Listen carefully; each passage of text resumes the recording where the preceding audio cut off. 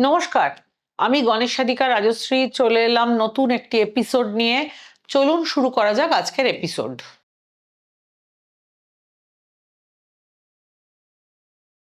আপনি কি খুব সহজেই মানসিকভাবে ভেঙে পড়েন? ছোট ছোট বিষয় ও দুশ্চিন্তা, অস্থিরতা বা ভয় আপনাকে ঘিরে ধরে? রাতের ঘুম ঠিকমতো হয় না, মন সবসময় অশান্ত থাকে?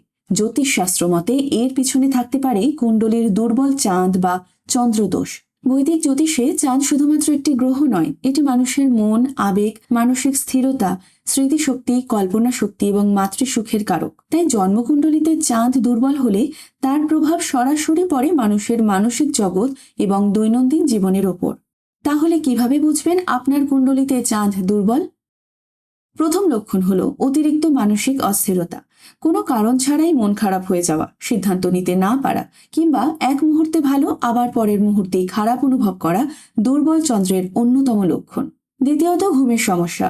অনিদ্রা, দুঃস্বপ্ন দেখা অথবা মাঝরাতে ঘুম ভেঙে যাওয়া অনেক সময় চন্দ্রদোষের ইঙ্গিত হতে পারে। তৃতীয় লক্ষণ হলো অতিরিক্ত সংবেদনশীলতা। অন্যের কথা বা আচরণ খুব সহজেই মনে আঘাত করে, সামান্য সমালোচনাও সহ্য করতে কষ্ট হয়। চতুর্থত, আত্মবিশ্বাসের অভাব এবং অযথা ভয় বা উদ্বেগ। ভবিষ্যৎ নিয়ে দুশ্চিন্তা, অকারণ আতঙ্ক এবং নেতিবাচক চিন্তাভাবনা দুর্বল চন্দ্রের কারণে বাড়তে পারে। পঞ্চমত, মায়ের সঙ্গে সম্পর্কের টানাপোড়েন বা মাতৃসুখের অভাবও অনেক ক্ষেত্রে চন্দ্রদোষের প্রভাব হিসেবে বিবেচিত হয়। জ্যোতিষশাস্ত্র অনুযায়ী চাঁদ যদি জন্মকুণ্ডলীর ষষ্ঠ, অষ্টম বা দ্বাদশ ঘরে অবস্থান করে অথবা শনি, রাহু কিংবা কেতুর অশুভ দৃষ্টিতে পড়ে, তাহলে চাঁদের শুভ প্রভাব কমে যেতে পারে। তবে ভয়ের কিছু নেই, সঠিক প্রতিকার গ্রহণ করলে চাঁদের শুভ শক্তি বৃদ্ধি করা সম্ভব। প্রথম প্রতিকার হলো প্রতি সোমবার ভগবান শিবের পুজো করা এবং শিবলিঙ্গে জল ও দুধ অর্পণ করা।